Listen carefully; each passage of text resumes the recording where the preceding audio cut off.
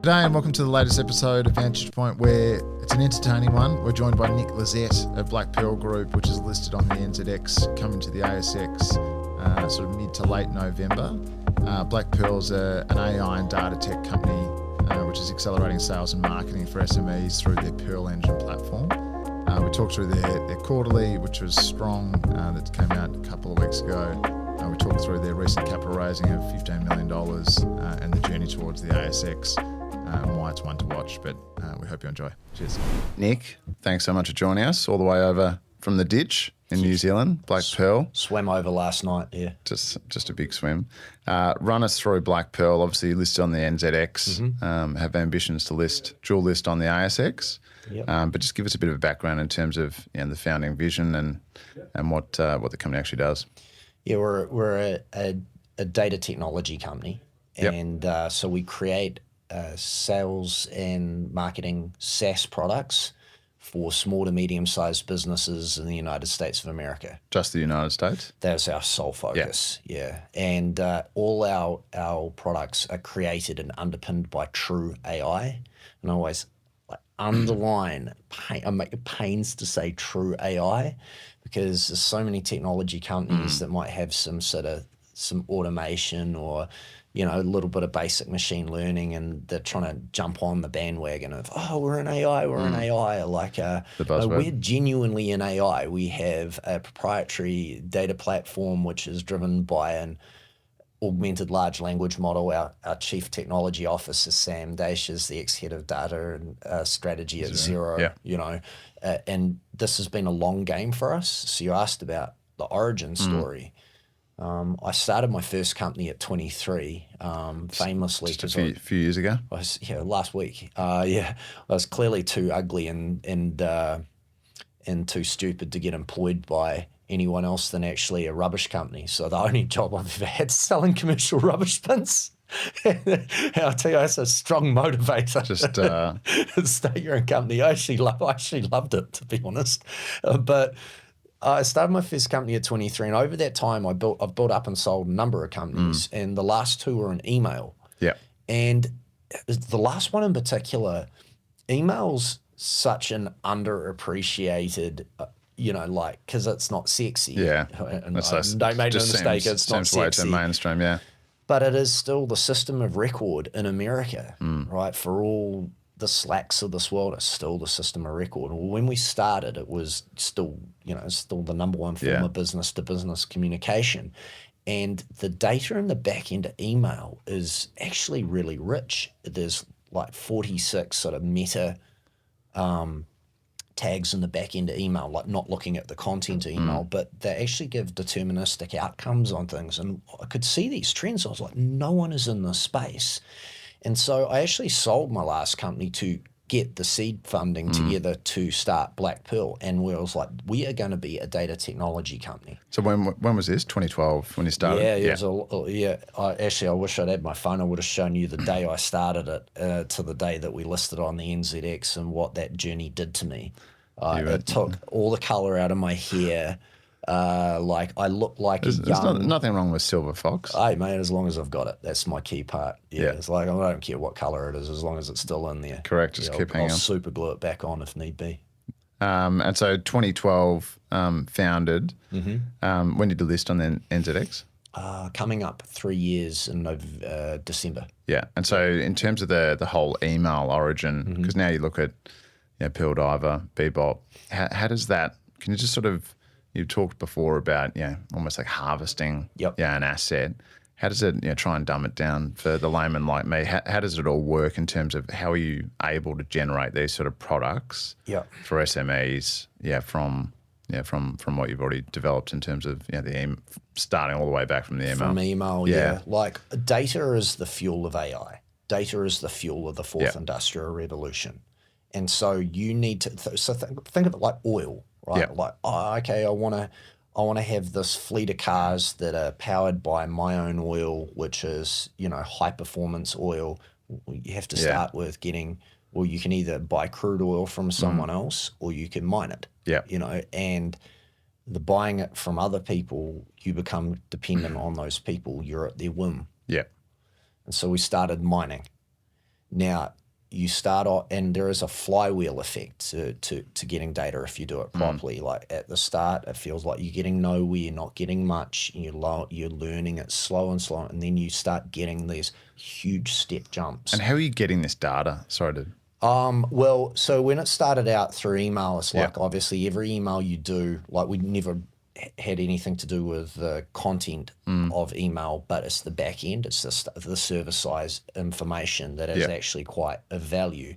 And then you can use that to start building up basic models, and then you start enriching that with other first party and second party data that you get in, and you can essentially start trading it. It's a little bit like power as well, like they think in that, and then you kind of get up to critical mass. So think about it, at the moment we're dealing with 21 billion sales and marketing data signals daily.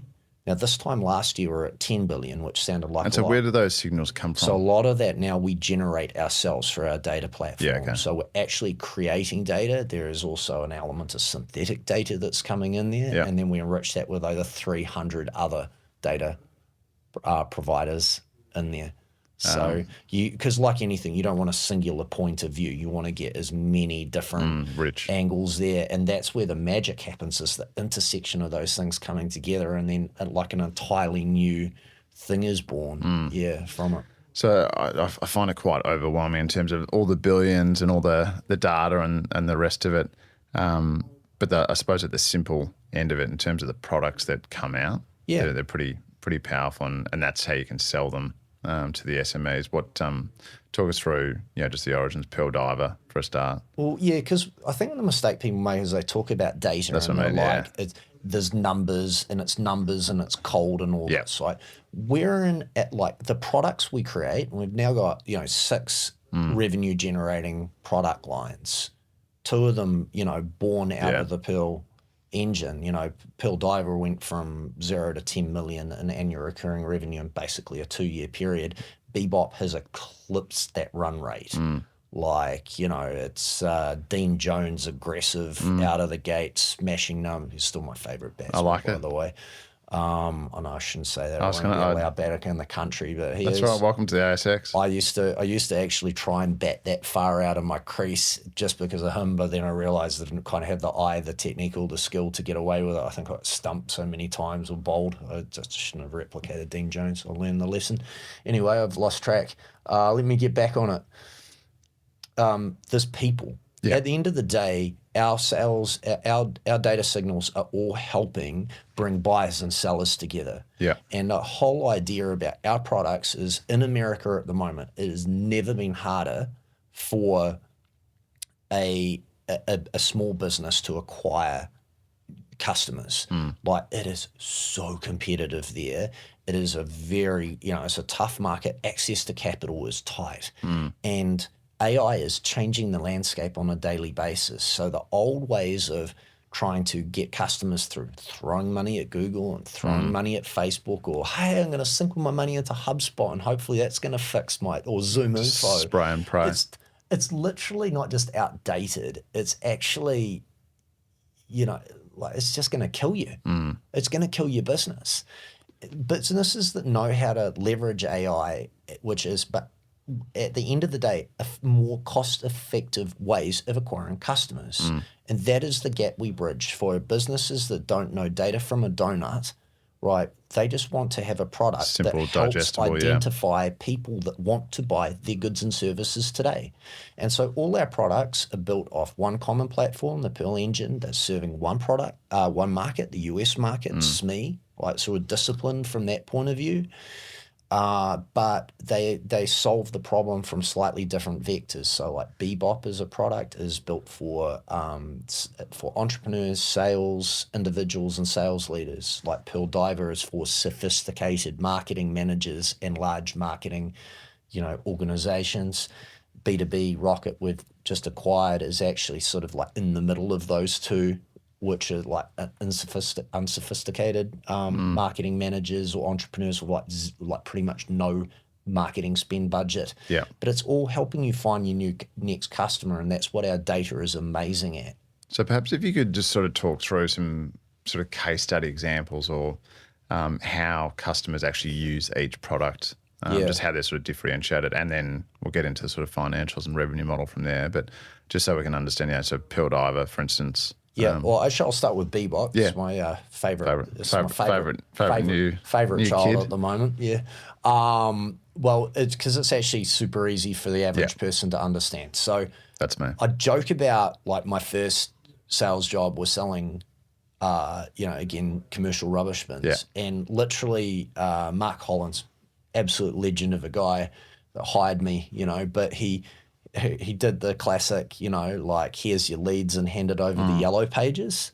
I'm like, oh, awesome, But if you think about the modern way of finding leads, people might use Apollo or something like that, which is actually not that much more sophisticated in a way than the yellow pages, because it's taking that yellow pages and then it's filtering out everyone that doesn't meet your ICP, your ideal customer profile.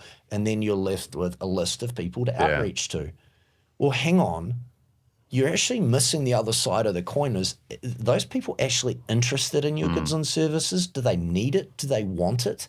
And so you have all this time wasted pursuing people, and in some instances pissing people off, 100%. trying to connect to people that have just literally have no interest in what you're doing. But what if you could get that lens as well? What if you get the intersection of people that you think are going to be great customers for you that are actually looking for your goods and services, and then at the right time get given a cheat sheet on how to talk to them and communicate and solve their problems best.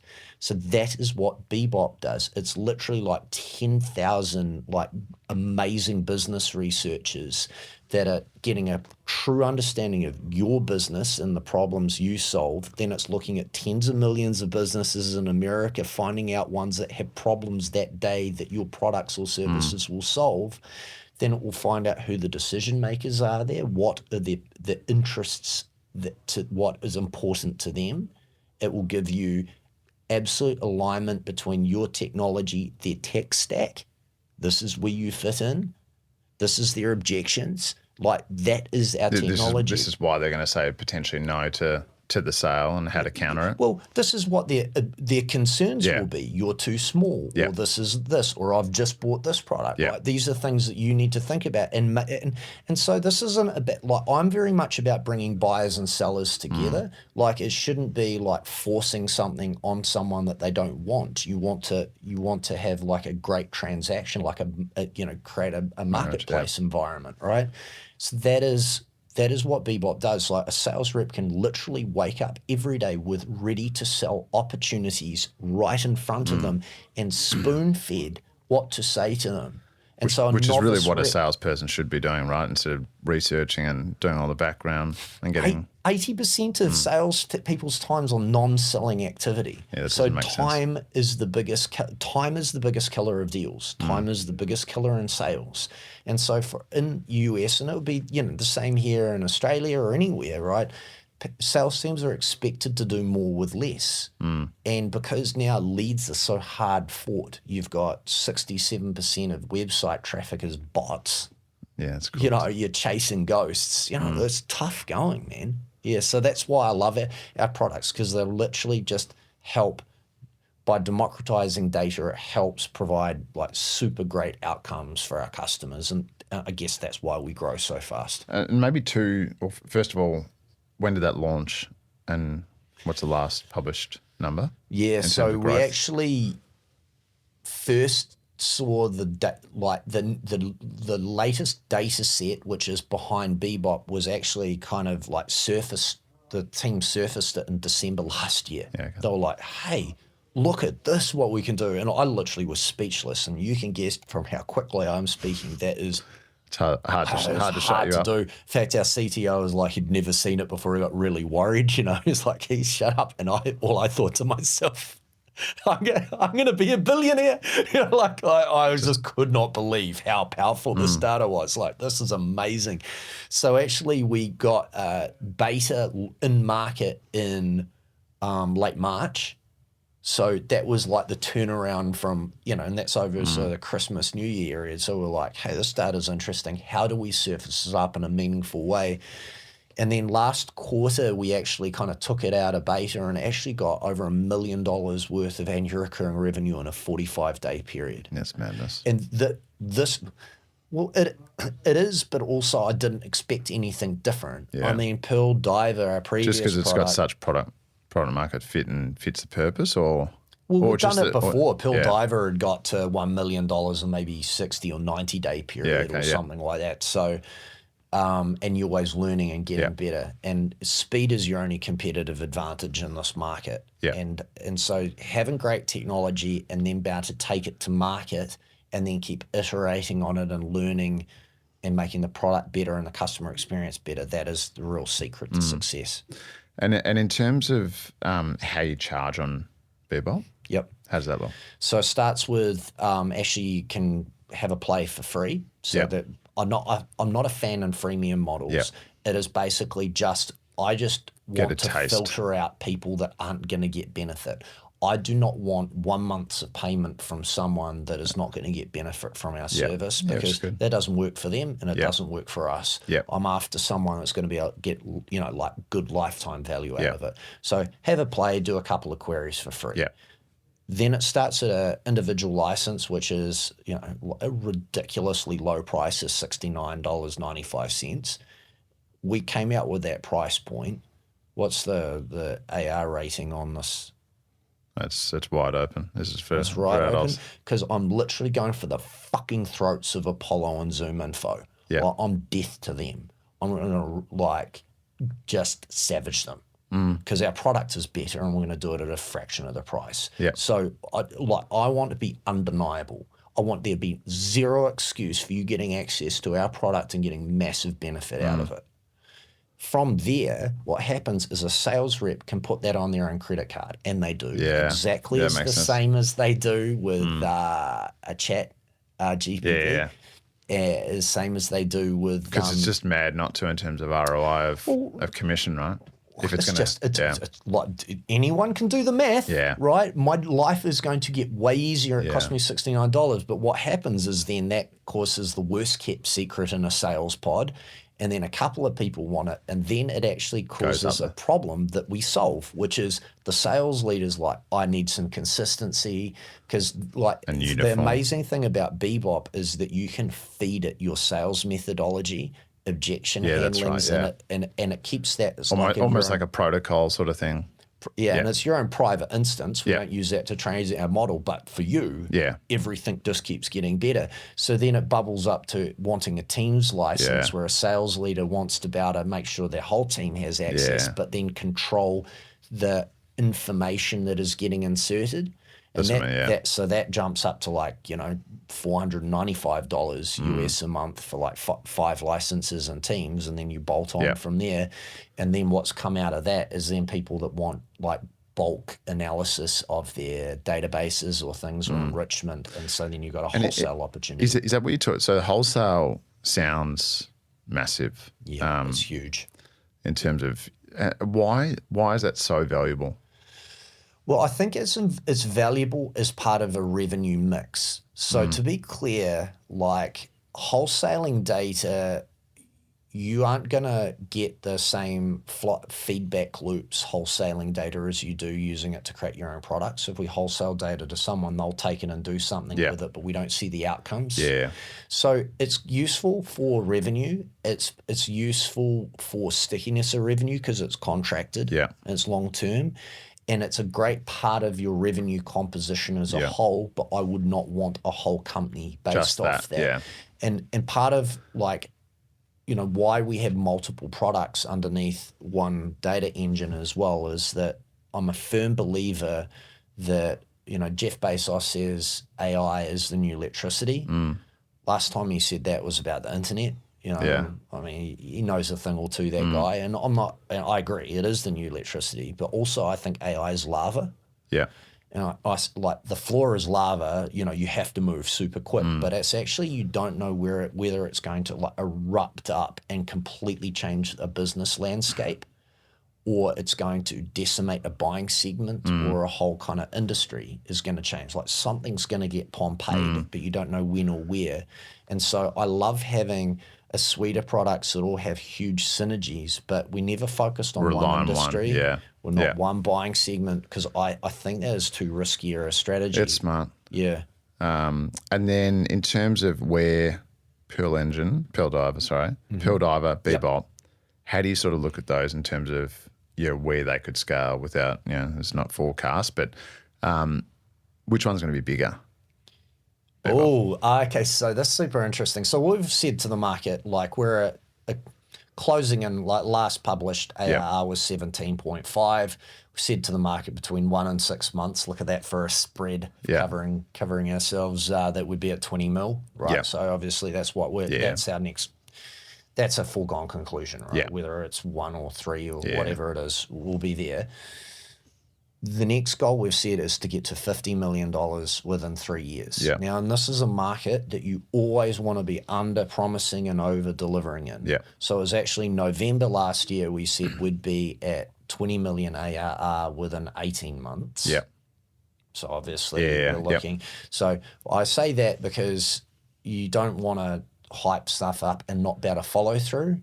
And so I'm kind of going backwards for a little bit, and I'll go forwards. Like, if you go back and read our original listing document on the NZX, we have followed through on every single thing we're going to say we're going to do. In November of last year, we did a cap raise. We said we're going to use this money to increase the average revenue per user of Pearl Diver, which we did substantially. We increase it quarter on quarter.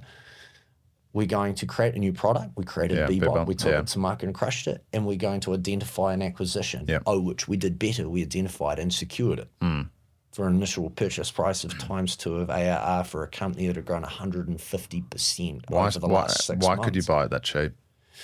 Well, because they've got big upside for growing their revenue within the group. Yeah, okay. And so have they taken scrip or cash? Yeah, there's big scrip in there. They are phenomenal operators. I mean, anyone that takes zero investment money can grow a company from nothing to $3 million, like on the smell of an oily rag, and your recurring revenue that is EBITDA neutral. Like, these guys are awesome, but that growth is not sustainable when you don't have the fuel for it. And in their instance, the fuel are two ways. One, it's a little bit of capital to help growing smart, and leveraging our group systems, processes and stuff actually helps make that more effective. The other thing is our data. I was going to say, our data is going to light them up. Like, there will be huge increases in their average revenue per customer because we're going to provide way more value for their customers, or our customers now. And secondly, like, customer retention, just the value that the customers are going to get will be a massive step jump. And again, what they don't want to go and spend $25 million in a platform and $5 million a year or whatever, you know, processing and data cost and all that to get there. So they can have that within the group, and they've still got huge autonomy to run that and how they are, and they should, because they're aggressive entrepreneurs. They're just doing that in a really, like, I'm an entrepreneur. Our chairman, Tim Crown, is my business partner. The guy's now he's the founder and chairman of Insight Enterprises, which is a Fortune 500 NASDAQ listed technology company. Man, that guy's just an entrepreneur. He's just he just loves the grid. And so we've actually got a group that is a really good home for people like, Noah and JD and Oliver, who are the founders. That, what are they going to do? They're going to either take American VC money, and we all know where the outcome for that typically results, or they could have had the opportunity to take some win now and then have a big upside within the company in a supportive environment of people that actually understand what it's like. I want them to drive hard and fast. I want to pay them every bloody penny of their earn out, because they would have driven their ARR to 36, 35 or 36 mil. Over what period's that? That's pretty punchy. It's a 5-year period. But I mean, these guys are... Yeah, that's amazing. Guys are, like, in the nicest way, I mean this, animals. They have every opportunity of smashing that. They make me feel like I'm slow. Yeah, that's a really scary thought, to be honest. The more I talk to you, the more I'm finding out. Yeah, I get that a lot. And then Pearl Diver product. Yeah, I think Pearl Diver, I mean, sorry. So where I started this, you said, where are we going to? So I said 50 mil. Yeah. And basically the way I look at it. But then if you talk about that acquisition, right? Yeah, so that's going to contribute over the next, say, I said 3-year period, Yeah, right? So yeah. give yourself some grace there. Of course. I said B2B Rocket will be 10 mil. Yeah. Bebop will be 10 mil. Wholesale data will be 10 mil. Pearl Diver will be 20 mil. Yeah. Now, if you think, then you go, oh, okay, it's a big jump from, nearly 20 to 50. And I'm like, well, Pearl Diver's already at 10 mil, and then it's continued growing. Bebop got to over 1 mil in very quickly. B2B Rocket is already at 3.5 or whatever it is, or maybe about 3, let's say. I don't want to give a wrong number here. CFO we won't hold you to fly over the dish and beat hunt me you up. down. Yeah. And then this wholesale data, the backlog of opportunity there is eye-watering. In fact, we have to be disciplined because if you're after a short-term dollar, if you want the sugar hits, you would just go all in.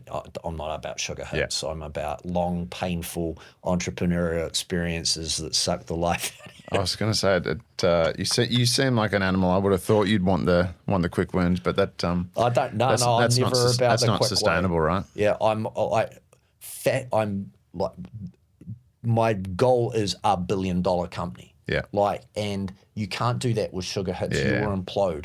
You're just cheating yourself. If you honestly look at yourself in the mirror and think as an entrepreneur or a business owner or a CEO of a company that you're doing anyone else a favor by taking a shortcut, then you should be fired. It's a gutless move. I like it. I like it a lot. And so in terms of, you talked about Bebop, the product. Why can't someone else do that? I think anyone can do anything. Yeah. By the way, anyone can do anything in this world. Like, it was a classic example of one of the funds that came in the last round, and he was like, speaking with him, he was like, look, I've never coded. I don't know anything about coding, but look at this product I made. Because he was using Cursor, which is, like my son's 15. He's like created like 4 really awesome apps. And I'm like, and he's basically a knucklehead open side flanker, like, hey, you shouldn't even know what end of a laptop's the keyboard, but, this is the world we're in. Yeah. One, the unique data dictates the outcome. So creating an application used to be hard, and now that part's easy. But making it unique is difficult because you have to have data sets that other people don't have. And most people are trying to create stuff using the same data sets or an API with this large language model, or let's buy Bombora data and feed that in, and you just get the same outcomes, right? No different. Just commodity. Crap in, crap out. Yeah. So unique data is a competitive advantage. But make no mistake, taking something to market and iterating on it and building on it is the hard part. This is the part that everyone's like, we're AI, we've got data. And I'm like, I couldn't care less. You tell me about how your customers are winning from this, how they're going to continue winning from this. And that's why I love, like, we have our asset, and that's obviously the Pearl engine is phenomenal. But at the end of the day, the proof's in the pudding. We create products which people get great value of, because that's why our ARR grows the way it is.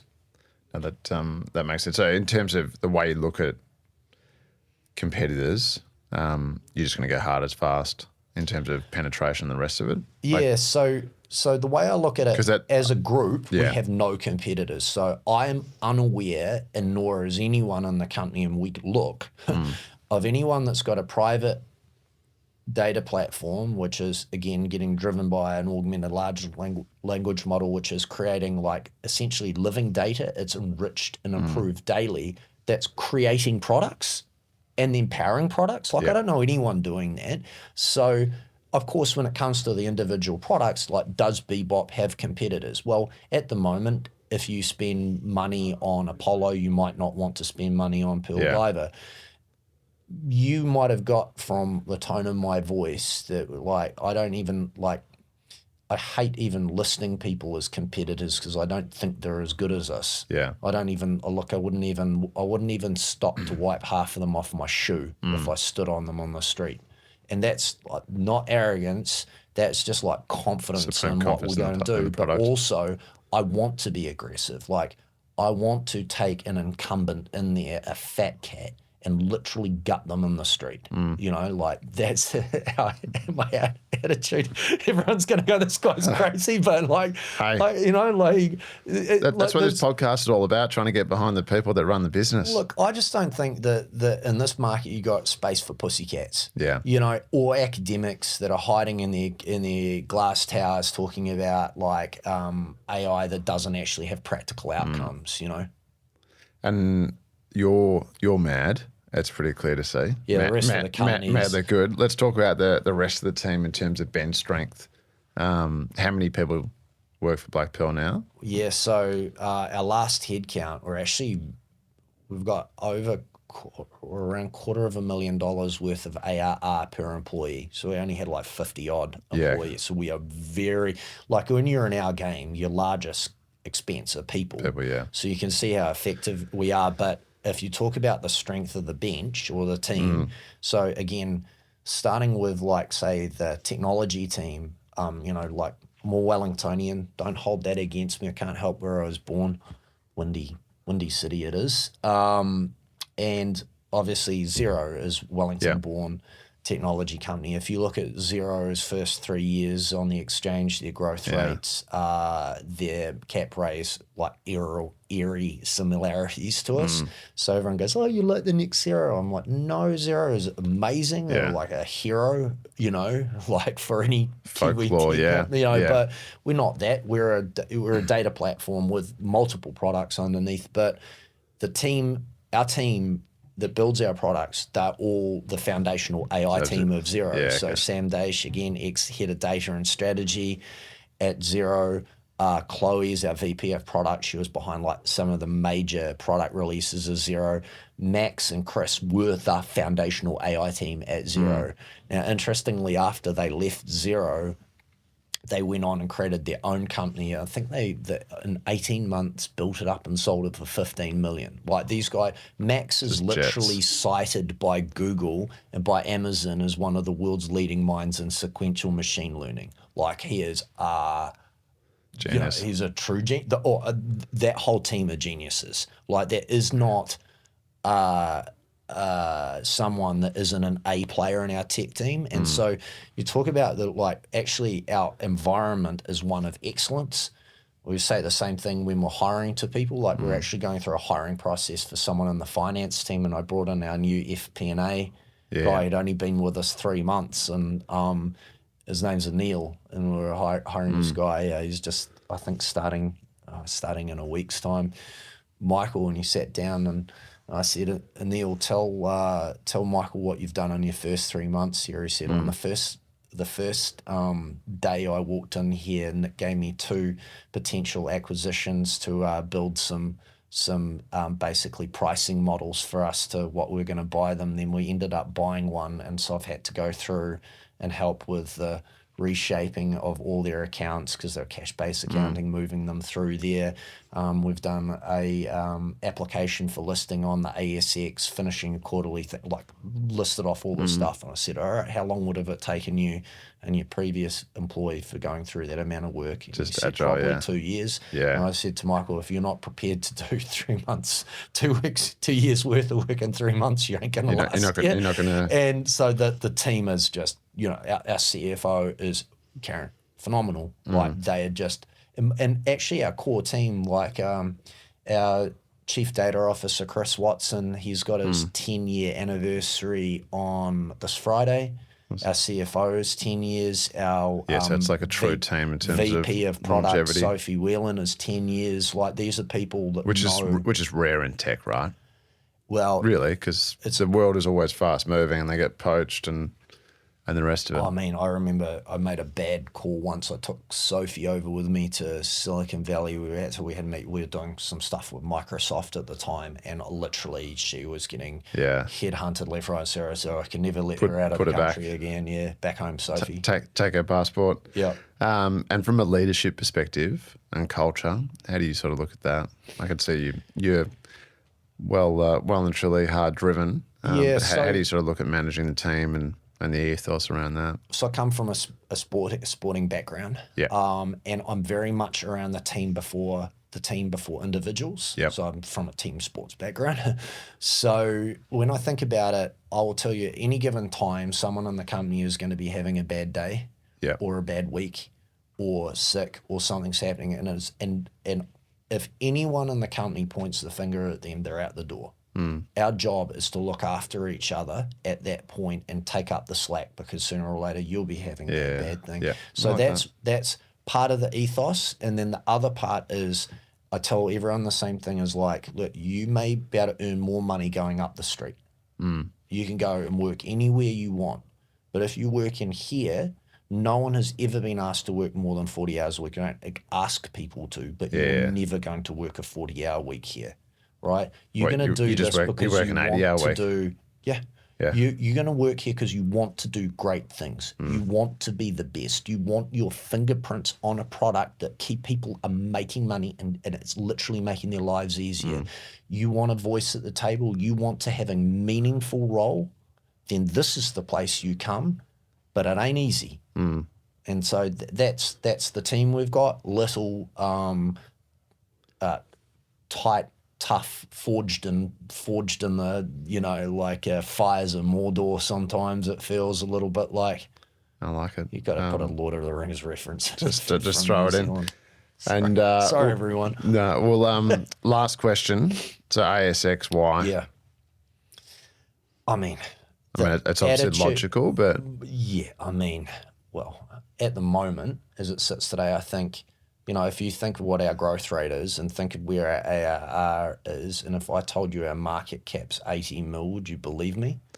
it looks like an attractive proposition without providing financial advice. Correct. Yeah. So the other thing is, if I like New Zealand, I'm a dyed-in-wool Kiwi, and I love living in New Zealand, but it is very, very small. Yeah. When you come to Australia, you've got investors, you've got funds, you've got a brokerage community that understands AI.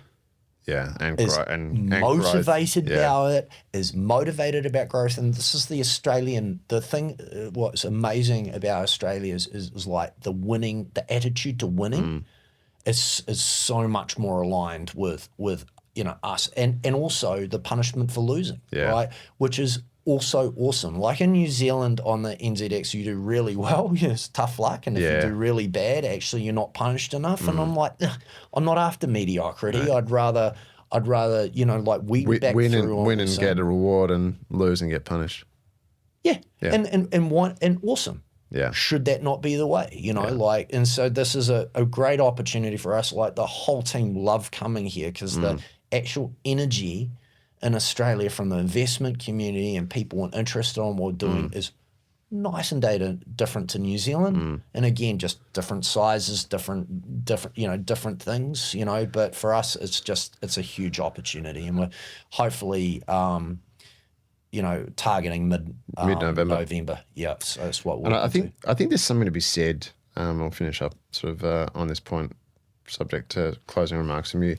But starting in New Zealand, it is hard to raise money in New Zealand. It's hard. Yeah, you don't have the same sort of what I would call punt or risk money in New Zealand. So having that sort of solid platform, being listed on the NZX, and then once you're in beast mode in terms of growth, coming to the ASX, it's almost the right way and a nice way of doing it. Yeah, I mean, we've learned a heap, and I'm not regretful of a single part. Definitely. Like, it's been a huge part of our journey. It's an opportunity. We listed with only 3 million in ARR. Like, you wouldn't have had us here. Well, maybe you would. Yeah, I was going to say that. sorry, but like at the time, like. But that's the whole thing, and like NZX, yeah. I think it's played its place for us, and again, still very plays it, very thankful. But the ASX is an awesome opportunity. I mean, all tech indices is 120 mil market cap and an X amount of liquidity. Yeah. Like what an awesome opportunity which doesn't exist. Yeah, exactly. Over the Tasman at the moment, and but. over and above that, it's an attitudinal thing. I love the aggressive Australian way of things getting done, and yeah, I'm really looking forward to being over here. No, we're looking forward to watching the journey. Well done so far, and good luck for the future. Awesome, man. Thank you for having Cheers. me. Thank you.